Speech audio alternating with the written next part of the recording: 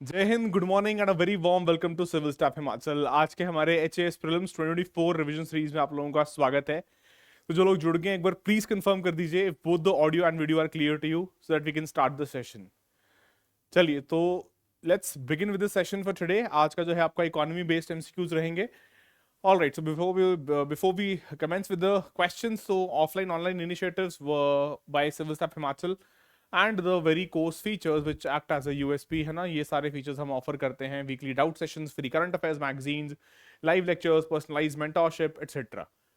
चलिए, so let's start with the first question। हाँ जी, consider the following statements। पहला, CSE that is Codex Alimentarius Commission accepted India's proposal for development of global standards for millets. Second, the 46th session of CSE was held in Vienna. And third, India framed a comprehensive group standard for 15 types of millets specifying 8 quality parameters. तो आपको पूछा क्या यहाँ पे कि select the incorrect statements। हाँ जी, शाबाश, जल्दी से बताइए क्या आंसर होगा इसका। देखिए, all those who are live with this, I would request you people कि सभी लोग जो हैं कमेंट बॉक्स में आंसर बताएं। आपके ऑप्शन है 1 एंड 2, 1, 2 एंड 3 या फिर 2 ओनली। देखिए, when we talk about India's initiatives, so we already had held or played a leadership role when it came to international year for millets। तो अभी भी हमने we propose a comprehensive group standard of 15 types of millets, जहां पे हमने 8 different quality parameters को लेके जो है इसको डेवलप किया। And this initiative was really given a heads up, it was really uploaded by the world community. इसकी प्रेज हुई, इसको इसकी जो है तारीफ की दुनिया के अलग अलग कंट्रीज ने, इसको जो है अपलॉड किया। तो थर्ड स्टेटमेंट जो है वो सही है। पहला स्टेटमेंट के CSE that is Codex Alimentarius Commission ने एक्सेप्ट किया हमारे प्रपोजल को। जी बिल्कुल, ग्लोबल स्टैंडर्ड्स को डेवलप करने के लिए हमारे प्रपोजल को जो है एक्सेप्टेंस मिली है सीएसई द्वारा उसके 46th सेशन के दौरान। लेकिन 46th सेशन जो है that was not conducted in Vienna, that was conducted in a city called Rome in Italy. ठीक है, तो इसलिए जो है थर्ड सेकंड स्टेटमेंट जो है वो गलत हो जाती है। दैट मीन्स 2 ओनली, मतलब ऑप्शन डी जो है आपका आंसर यहाँ पे बन जाएगा। ठीक है, आई होप ये समझने में कोई दिक्कत नहीं है आपको, है ना। चलो, so that is question number 1। Moving to question number 2 now. ये आपका फर्स्ट का एक्सप्लेनेशन आप देख सकते हैं बाद में। चलिए, so PMI purchasing managers index is an indicator of business activity in the manufacturing and services sector. First. Second, it is a survey based measure asking respondents about changes of their perception of some key business variables from the month before. So select the incorrect statements using the codes given below। हाँ जी, देखिए, PMI के basis पे question है and we know that PMI क्या indicate करता है कि इकोनॉमी के अंदर वेदर देयर इज एक्सपेंशन और देयर इज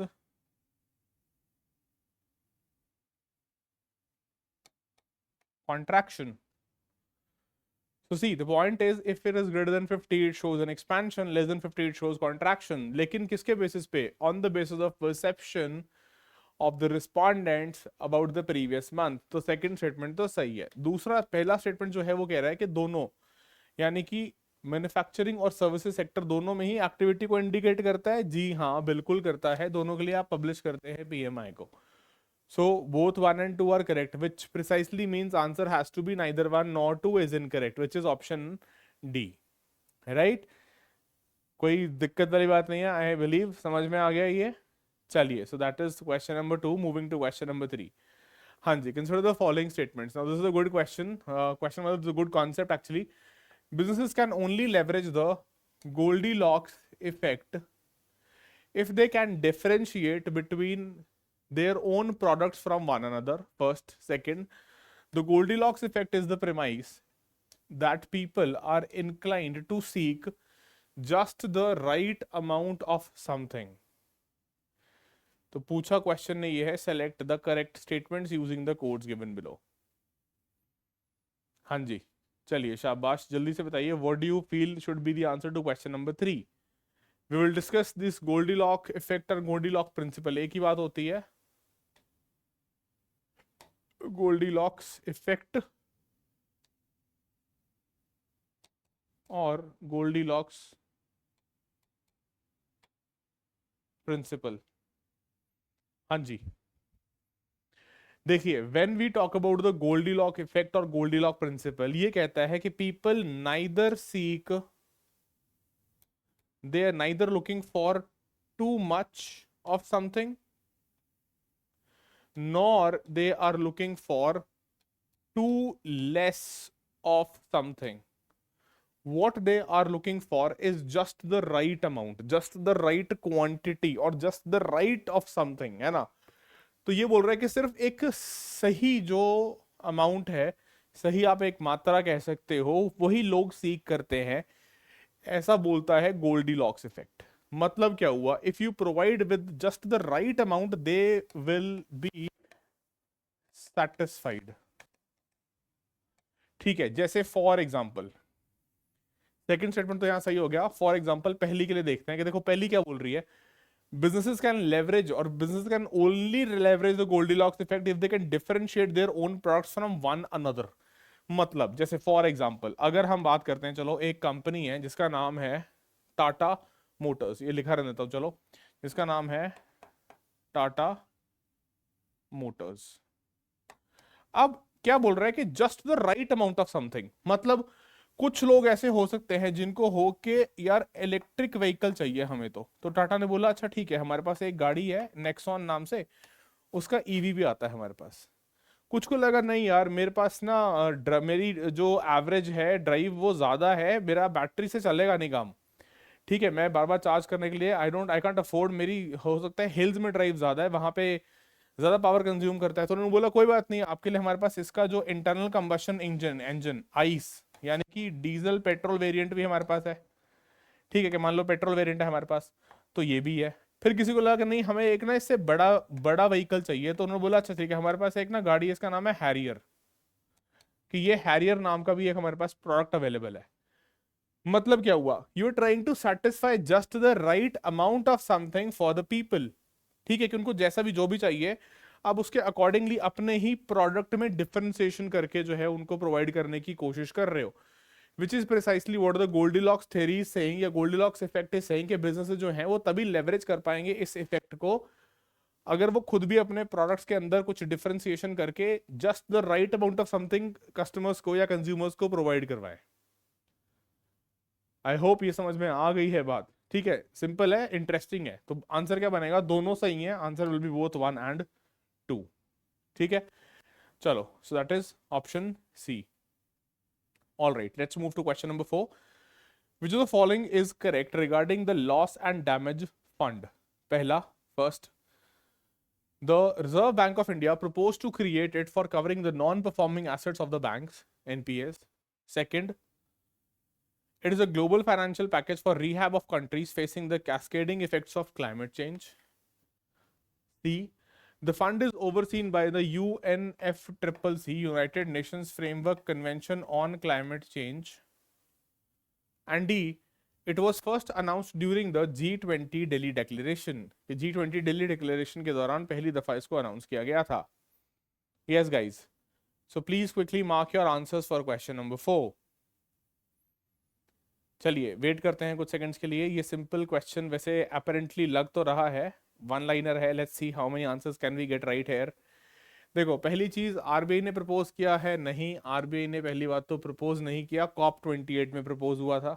दूसरा, ग्लोबल फाइनेंशियल पैकेज की बात कर रहा है, उन कंट्रीज को फंड या रिहैब, रेस्क्यू, ये सब करवाने के लिए जिनके ऊपर क्लाइमेट चेंज के कैस्केडिंग इफेक्ट्स जो हैं वो पड़े हैं।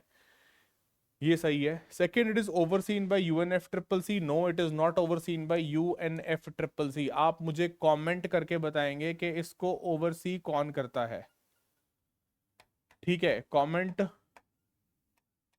बॉक्स में कमेंट करके बताएंगे। इट इज नॉट यूएनएफसीसीसी, ये बात मैं बता रहा हूं। Then it was first announced during G20 Delhi Declaration. No, again this is incorrect। ठीक है, तो इसका मतलब क्या हुआ, करेक्ट पूछा है, आंसर बिकम्स ऑप्शन बी। ठीक है, चलिए let's move to the explanation now. So at COP 28 climate conference in Dubai, A loss and damage fund to help vulnerable countries cope with impact of climate change was officially launched, है ना, COP28 में. Okay, so let's move to question number 5. Consider the following statements. Inflation measures how much more expensive a set of goods and services has become over a certain period of time or over a certain period. Second, inflation isn't all bad and can have positive effects. Yes, guys. आपको बताना है question number 5 में which of these statements is or are correct. One only, both one and two only या फिर none. चलिए शाबाश, please mark your answers.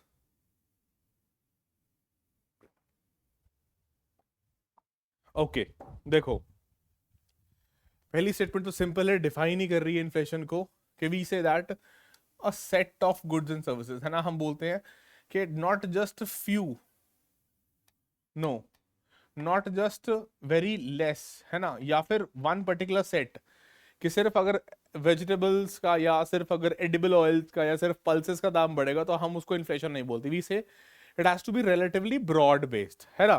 तो first तो सही है. दूसरा क्या बोल रहा है, इन्फ्लेशन इजंट ऑल बैड. अच्छा ठीक है, मतलब and can have positive effects. Yes, इसमें कोई प्रॉब्लम नहीं है स्टेटमेंट में. देखो आजकल कमीशन जो हैं, चाहे यूपीएससी हो या स्टेट सर्विस कमीशन हो, चाहे एचपीपीएससी हो, they are more playing on these words.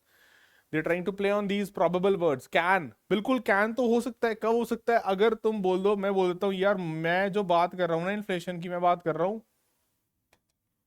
Moderate inflation की. तो moderate inflation can have positive effects, yes of course, and it isn't all bad, है ना.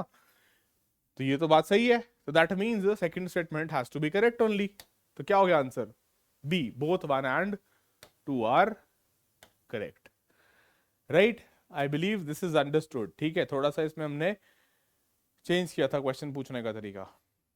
चलो let's move ahead. Question number 6. A mutual fund is an investment option where money from many people is pooled together to buy a variety of stock. First. Second, unlike mutual funds, ETFs, exchange traded funds, can be purchased or sold on a stock market. हाँ जी, so select the correct statements. One only, two only, both 1 and 2 या फिर neither 1 nor 2. चलिए शाबाश, जल्दी से बताइए what do you think is the answer to question number 6? Yes guys.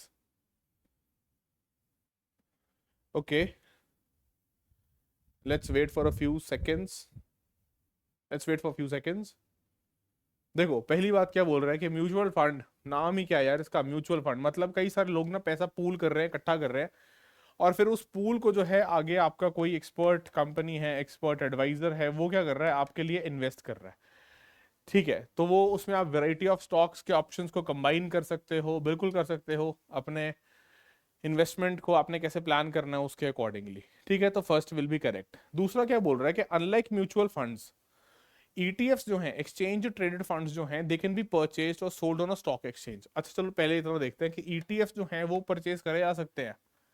बिल्कुल, आप सेकेंडरी मार्केट एक्सचेंजेस पे परमिट करते हो इनका ट्रेड, है ना, सेल एंड परचेज.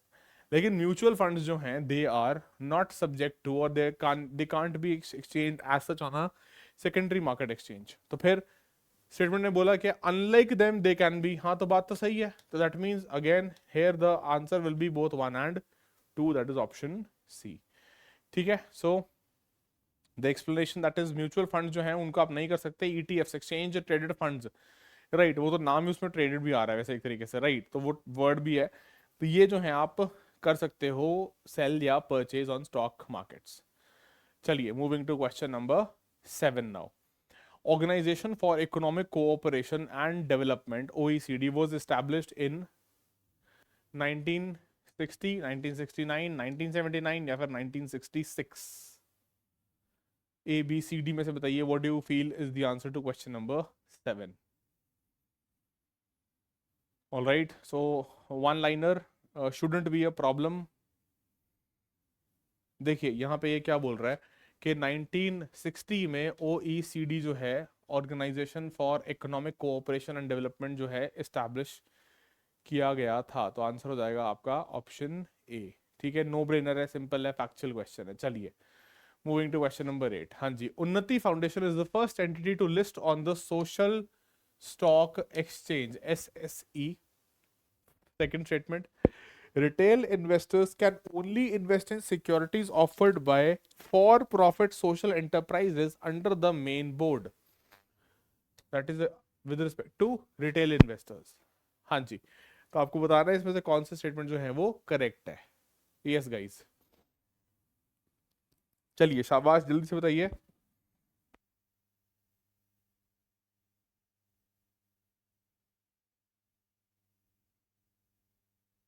हाँ जी, what should be the answer to question number 8। दो स्टेटमेंट्स हैं। देखो, पहली चीज SSE यानी सोशल स्टॉक एक्सचेंज पे लिस्ट होने वाला पहला जो फर्म बना, दैट इज उन्नति फाउंडेशन। तो ये स्टेटमेंट तो सही है। दूसरी स्टेटमेंट क्या कह रही है कि अभी तक अगर हम देखें एज ऑफ नाउ, तो रिटेल इन्वेस्टर्स को जो है हर जगह इन्वेस्ट करने का ऑथराइजेशन नहीं दिया गया है। लेकिन only invest in securities are offered by for profit social enterprises. ठीक है, तो दोनों स्टेटमेंट्स यहाँ पे सही हो जाती हैं। That means answer will be option C. Right, I hope this is understood. चलिए, so let's move to question number 9 now.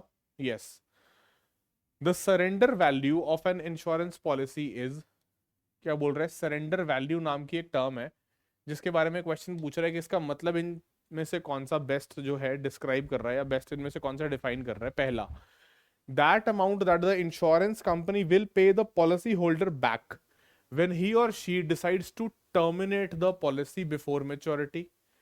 Second, और option B, that amount that the insurance company will pay the policy holder back when he or she decides to terminate the policy on maturity. C, that amount that the insurance company will charge the policy holder when he or she decides to terminate the policy before maturity. या फिर D, none of the above। yes guys, चलिए शाबाश, जल्दी से बताइए what would be the answer to question number 9। let's wait for few seconds, देखते हैं क्या क्या आंसर आते हैं सरेंडर वैल्यू को लेके। हाँ जी, come on, it's a request, जितने लोग हैं जुड़े हुए सब लोग अपने आंसर्स मार्क करके बताएंगे।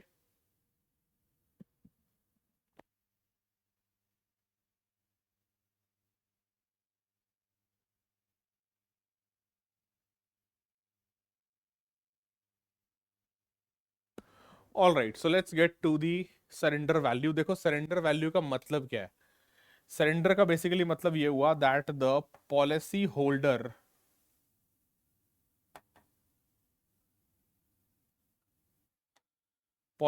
क्या कर रहा है, पॉलिसी होल्डर अपनी जो उसने पॉलिसी ले रखी है उस पॉलिसी को वो एक्चुअली सरेंडर कर रहा है, मतलब वो उसको खत्म करवा रहा है, या फिर उस पॉलिसी को जाके जो है टर्मिनेट करवाने की रिक्वेस्ट रेज कर रहा है।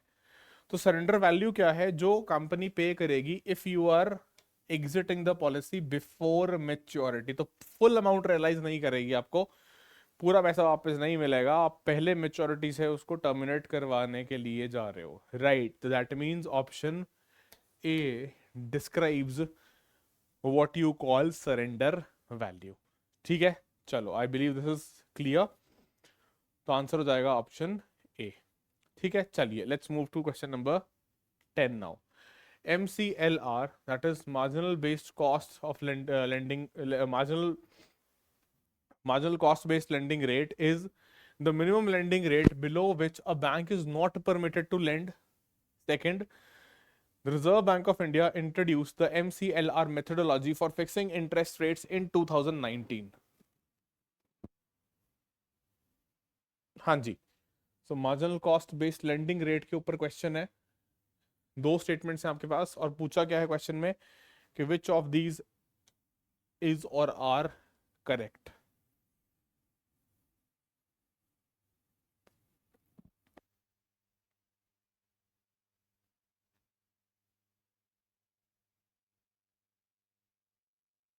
चलिए शाबाश, जल्दी से बताइए what should be the answer to question number 10।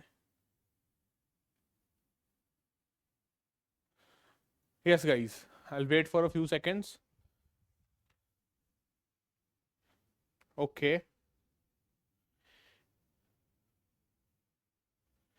देखिए यहाँ पे हम क्या बोल रहे हैं, we are talking about MCLR। तो marginal cost based lending rate जो है उसको आरबीआई ने इसलिए इंट्रोड्यूस किया था कि एक मिनिमम इंटरेस्ट रेट से नीचे जो है कोई भी लेंडिंग ना करे, मिनिमम रेट एक हो,